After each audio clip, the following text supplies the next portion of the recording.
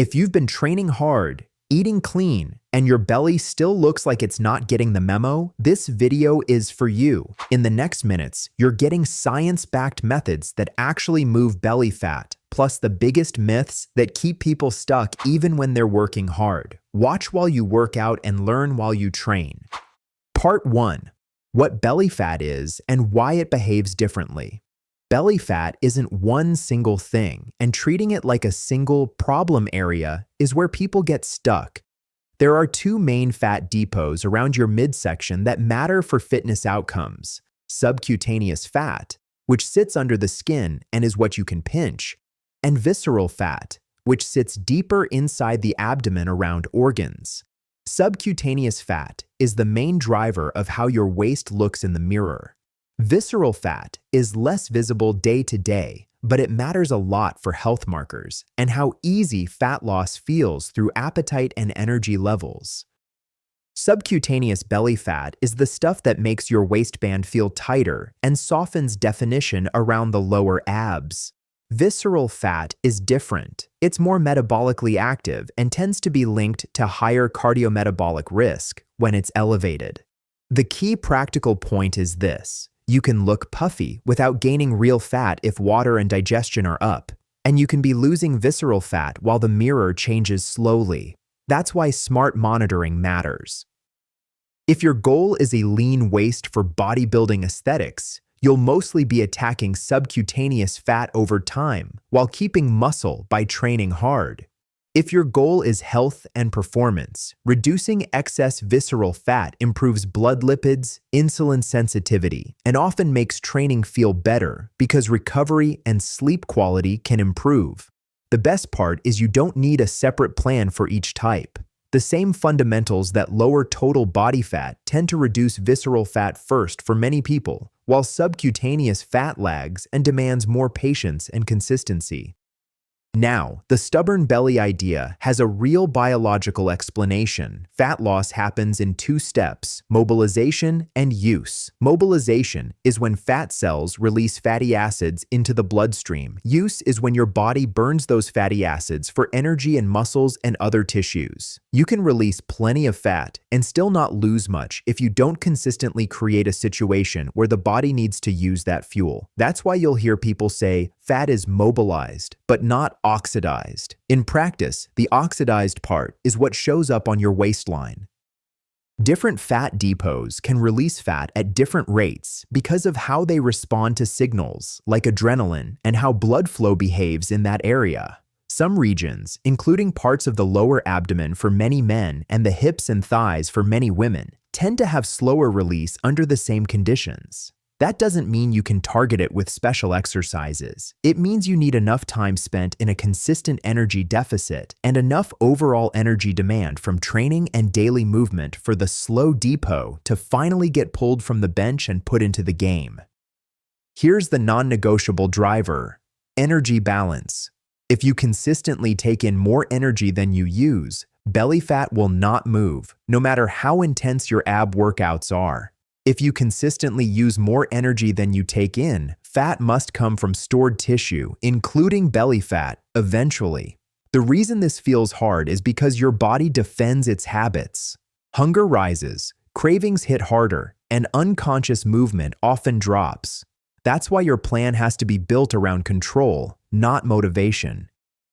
Training is powerful, but it's not a permission slip to overeat. A hard lifting session might burn a few hundred calories, but a couple of liquid calories drinks, a handful of nuts, and a restaurant meal can erase that quickly without you noticing. The highest leverage strategy is to keep training as the muscle-preserving signal, then use nutrition as the steering wheel.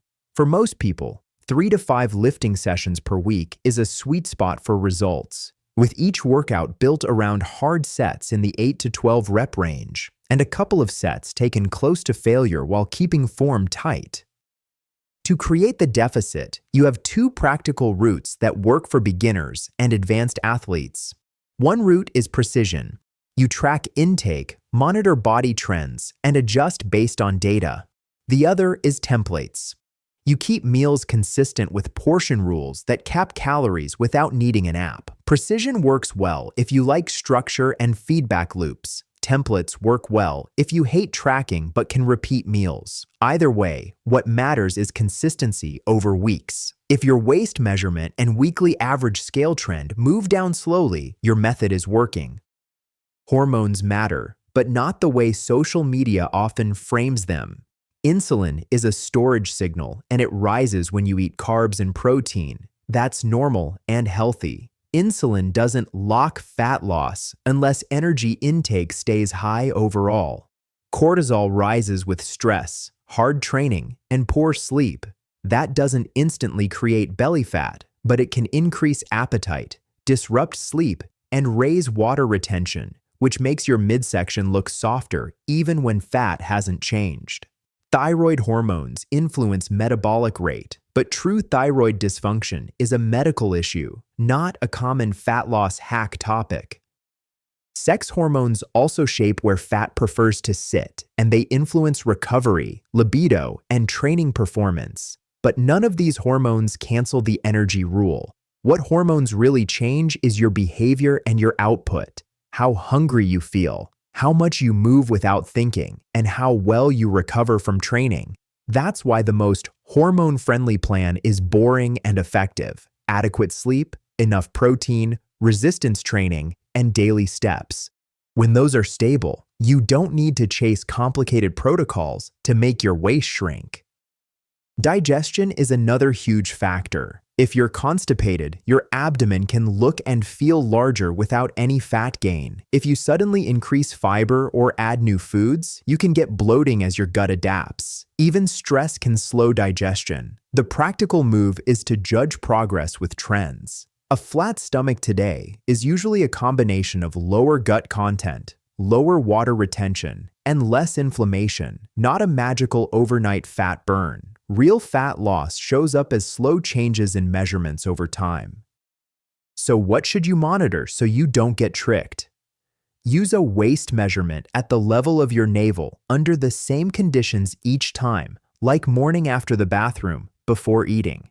Pair that with a weekly average body weight instead of a single weigh-in. Add progress photos in consistent lighting and posture every couple of weeks. Then keep performance metrics. Are your main lifts holding steady? And can you still hit quality sets? If strength collapses, your deficit may be too aggressive or recovery too low. There is a dedicated video about progress measurement in my channel. Finally, track the levers that explain results: daily steps, sleep, and adherence. Steps are a massive part of energy output for most people, and a drop in movement is one of the biggest reasons belly fat stalls. A strong baseline is 8,000 to 12,000 steps per day, adjusted to your schedule, with at least some walking on rest days. Sleep in the 7 to 9 hour range makes hunger easier to manage and training more productive. If you hit your plan most days and the trends move, you're winning, even when the mirror is moody. Part 2. What actually works with nutrition and lifestyle levers? If you want belly fat to move, you need a plan that hits 3 constraints at the same time. You must be in a calorie deficit, you must keep protein high enough to protect muscle, and you must be able to repeat the plan long enough for the biology to show up in the mirror. Macros are just the 3 main nutrient buckets you eat: protein, carbs, and fats. Protein is the priority because it preserves lean mass during a deficit, improves recovery from lifting, and makes dieting easier by reducing hunger. Adherence beats perfection because a good plan done most days wins against a perfect plan done rarely. The smartest way to diet is to set up guardrails that you can follow even on chaotic days. A beginner needs simplicity and consistency more than fancy tweaks, and an advanced athlete needs predictability so training performance doesn't crash. Your deficit doesn't have to be extreme. If it's too aggressive, your steps drop, your workouts feel flat, and hunger becomes a daily fight. If it's reasonable, you can train 3 to 5 days per week. Hit strong sets in the 6 to 12 rep range, and keep strength stable while the waist slowly tightens over time. There are 3 practical ways to control calories without turning your life into math homework. The first is tracking, where you log food and aim for a daily target. The second is portion templates, where you build meals using consistent portions of protein, carbs, and fats without counting everything. The third is anchor meals, where you repeat 1 or 2 meals every day that you know fit your goals. Then you keep the rest flexible. If you want deeper setup and examples, there are dedicated videos on my channel that break each method down step by step. No matter which method you pick, you adjust using trends. You look at your weekly average body weight and your waist measurement, then you decide if the current intake is producing progress. If the trend is moving down slowly and performance is steady, you keep going. If the trend is flat for about 2 weeks and adherence is honest, you make a small change. The cleanest change is usually adding movement first, like increasing your daily steps, because it supports recovery and appetite better than cutting food aggressively.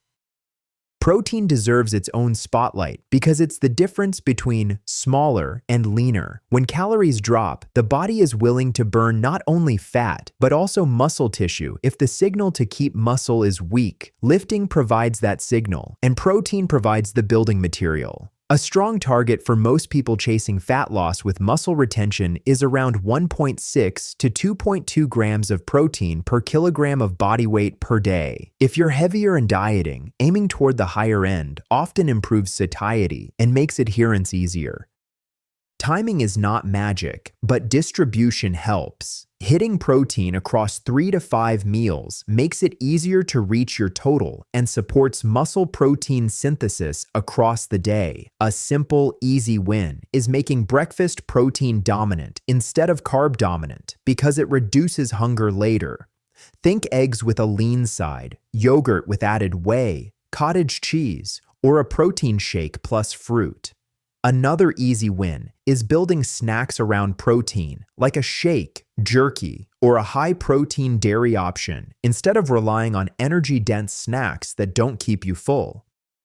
Carbs and fats are tools, and your best split is the one that supports training quality while keeping hunger under control. Carbs are the most direct fuel for hard lifting and higher volume training, especially if you're doing multiple sessions per week and pushing sets close to failure. Fats matter for hormone production, brain function, and satiety, and you don't want them too low for too long. A practical approach is to keep a minimum fat intake that feels sustainable and supports normal mood and libido, then allocate the rest of your calories toward carbs to power training. Low-carb diets can work, but not because they target belly fat specifically. They work when they help you eat fewer calories without feeling miserable. Some people feel amazing on higher carbs because training performance stays high and cravings are easier to manage. Some people feel better with moderate carbs and higher fats because meals feel more satisfying. The science-backed rule is simple. The deficit drives fat loss. Protein protects muscle, and the carb-fat split is mostly preference and performance. Choose the version you can repeat for months. Fiber is the underappreciated cheat code for getting lean without suffering. Fiber increases food volume, slows digestion, and improves satiety, which makes a calorie deficit feel less like punishment. A strong target for many people is around 25 to 35 grams of fiber per day, and you build it from vegetables, fruit, legumes, and whole grains if they sit well with your digestion. Don't jump from very low fiber to very high overnight because bloating can spike. Increase gradually, drink enough water, and your gut adapts. Your food environment can make dieting easy or brutal.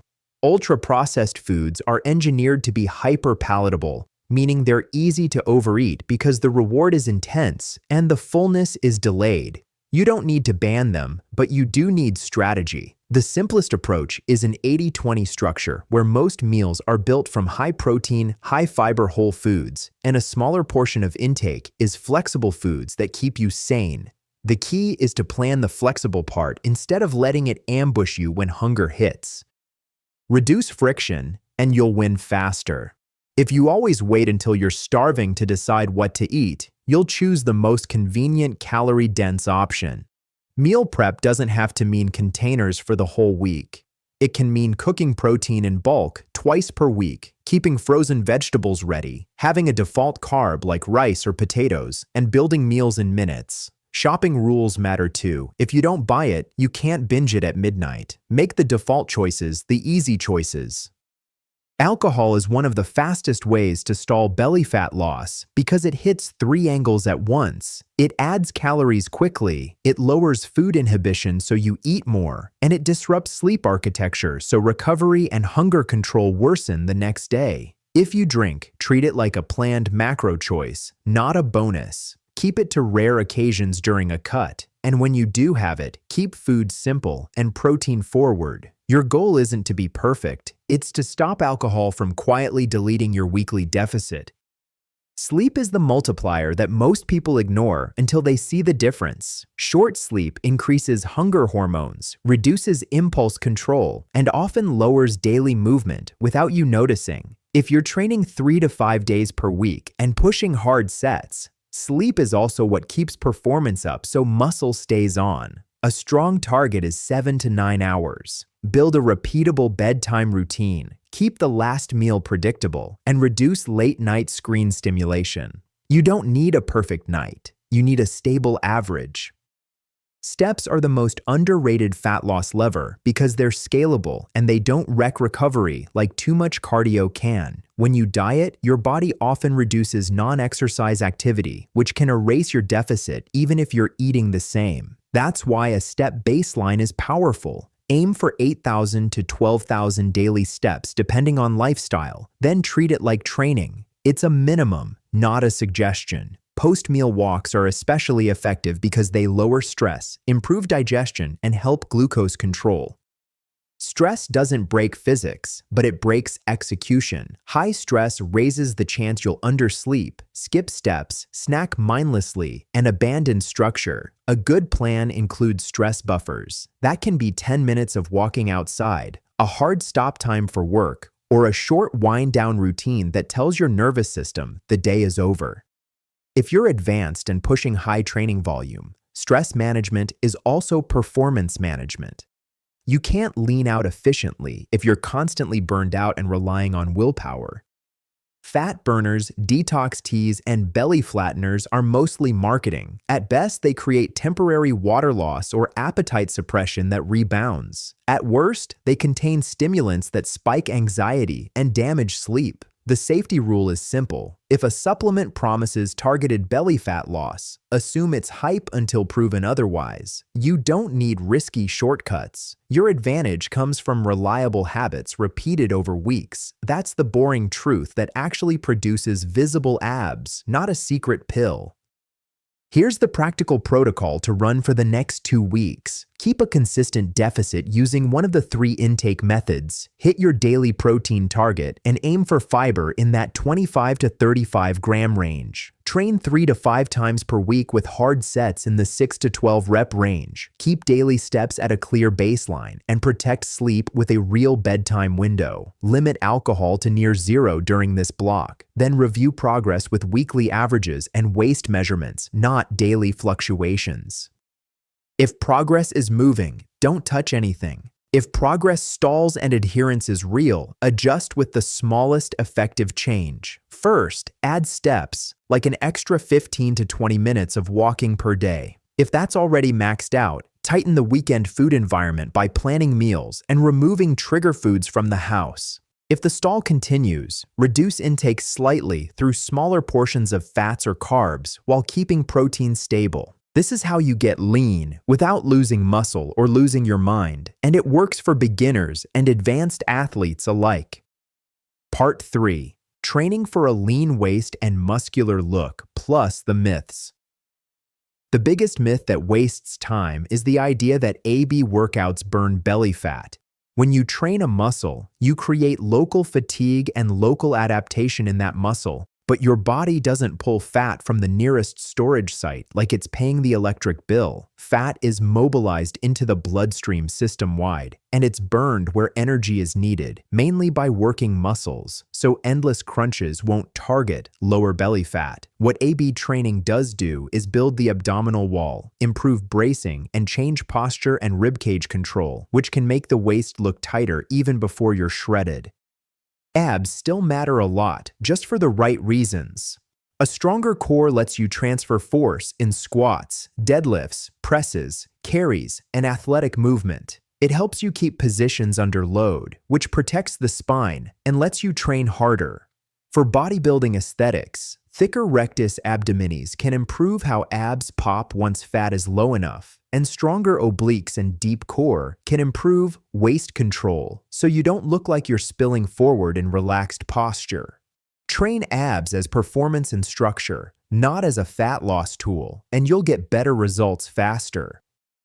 During fat loss, the real training goal is simple: keep muscle, keep strength as much as possible, and manage fatigue so you can be consistent.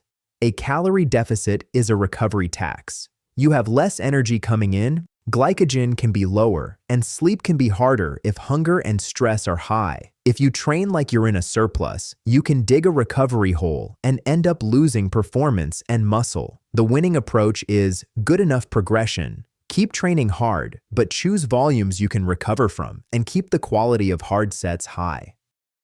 You don't need a complicated program to get a lean waist.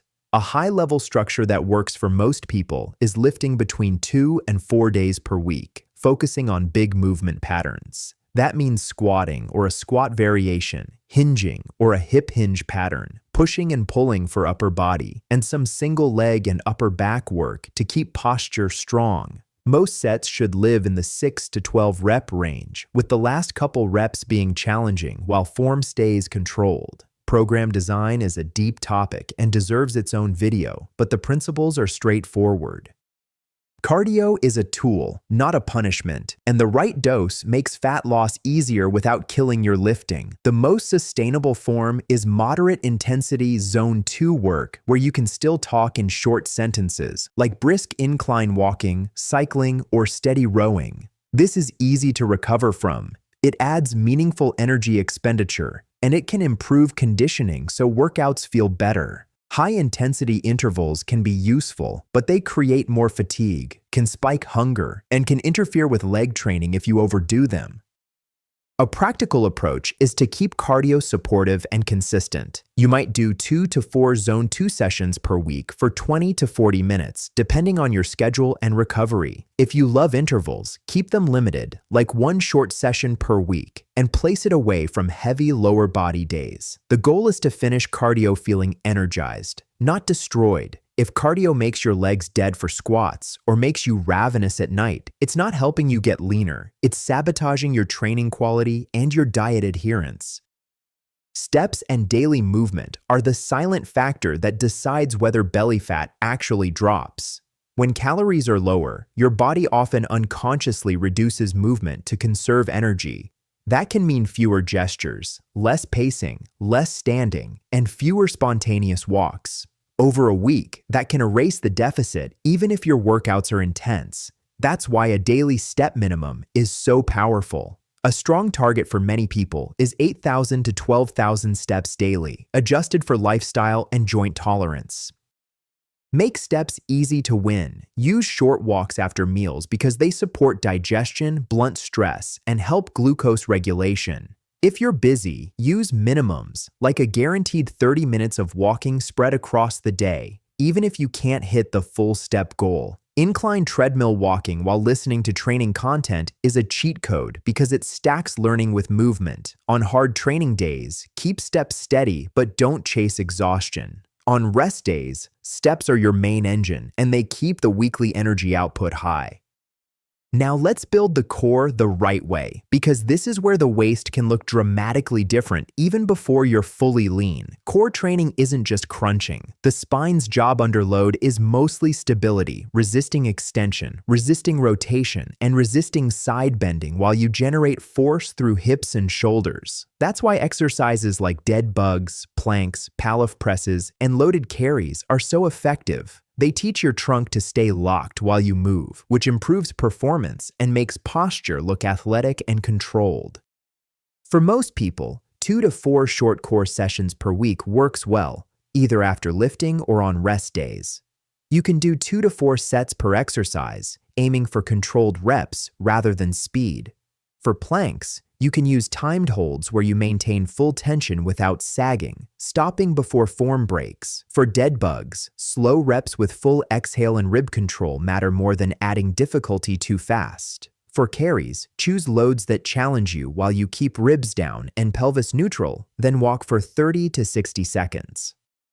The stomach vacuum is a special tool, and it's worth doing because it trains the transverse abdominis, a deep core muscle that acts like a natural belt. It won't burn belly fat, but it can improve waist control, posture, and the ability to keep the abdomen drawn in when relaxed. To do it, you exhale fully, then gently draw the belly button inward and slightly upward without crunching, while keeping the rib cage down and the shoulders relaxed. It should feel like tightening a corset from the inside, not like sucking in air.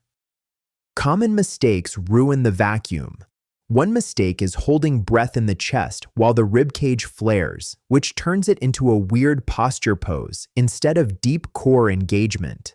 Another mistake is clenching glutes hard and tilting aggressively, which changes the exercise into a pelvic tuck drill. You want a long exhale, ribs down, and a controlled hollowing sensation across the lower abdomen. Start with short holds you can control, then gradually build longer holds over weeks. You can practice it daily in micro sessions because it's low fatigue and builds skill fast. Progress the vacuum by moving from lying down to kneeling, then standing, because gravity and posture demands increase. You can also practice it between sets as a skill rep, especially on upper body days, or in the morning as a posture primer. The payoff is that you look tighter in relaxed stance, and you brace better under load, which helps squats and pulls. It complements fat loss because as the fat layer shrinks, the improved posture and deep core control make the waistline look more dramatic. Think of it as sculpting the frame while fat loss reveals it. Another myth that messes with people is sweat equals fat loss. Sweat is just temperature regulation. You can sweat a ton and lose almost no fat, and you can lose fat without sweating much at all. Saunas, wraps, and waist trainers mainly change water balance temporarily. You'll see the scale drop. Your waist might look smaller for a day, and then it rebounds when you drink and eat normally. That isn't failure. It's just physics. Don't confuse temporary dehydration with fat loss, and don't let a short-term trick distract you from the long-term plan. Waist trainers also create a false story. They can change how you feel and how clothes fit in the moment, but they don't reduce fat tissue or permanently reshape your waist. Worse, they can interfere with breathing mechanics and bracing during lifting, which can reduce training quality. If you want a smaller waist, you earn it by losing fat slowly while keeping muscle, and you sharpen it by training the deep core and posture. That's the real waist training, and it improves performance instead of restricting it. When fat loss stalls, you need a clear diagnosis so you don't panic and blow up your plan. A true plateau is not 2 days of no change. It's a lack of movement in weekly average weight and waist measurement across a couple of weeks, while adherence is solid. If the waist is slowly trending down, you're not stalled, even if the scale is weird. If both are flat, the most common causes are hidden calories, weekend creep, reduced steps, and poor sleep that drives hunger and water retention. Use an adjustment ladder instead of random changes. First, tighten adherence by simplifying meals and removing maybe foods that lead to overeating. If adherence is already tight, increase steps slightly and make it automatic with scheduled walks. If that doesn't work, make a small calorie reduction while keeping protein stable and training quality high. Cardio can be added if recovery allows, but don't use it as punishment. The goal is to create a small, sustainable change that you can repeat, not a dramatic shift that collapses after 3 days. Here's a simple training blueprint that makes the waist leaner while keeping muscle. Lift 3 to 4 times per week with emphasis on big movement patterns and controlled hard sets in the 6 to 12 rep range, leaving maybe 1 rep in reserve on most sets and pushing closer on safe accessory work. Add 2 to 4 Zone 2 cardio sessions per week if needed. Keep steps at a baseline you can win daily, and do core work 2 to 4 times weekly. Include the vacuum daily in short practice rounds, and judge progress by trends. Your job during a cut is not to prove toughness by suffering. Your job is to keep the signal for muscle loud, keep fatigue manageable, keep movement high, and repeat the plan until belly fat has no choice but to leave. If you do that, the waist will change, the physique will sharpen, and you'll build the kind of discipline that lasts beyond this one goal. The plan is simple on paper, but it rewards precision and patience, and that's why it works. Here's the simple reality. Belly fat comes off when you run a consistent deficit long enough and you keep muscle by lifting hard, eating enough protein, and staying active outside the gym. So your next move is practical. Pick one calorie control method you can repeat. Lock in a daily protein target and commit to a step minimum you'll hit even on busy days. Keep lifting 3 to 4 times per week. Don't chase exhaustion. Chase strong, clean sets that you can recover from. Add a few steady cardio sessions if you need them, and use core work plus the stomach vacuum to improve posture and waist control while fat comes down. Then give it 2 weeks. Check your waist and weekly averages, and make one small adjustment only if progress is truly stalled. Do that, and your waist will change, predictably, permanently, and without losing the physique you're working for.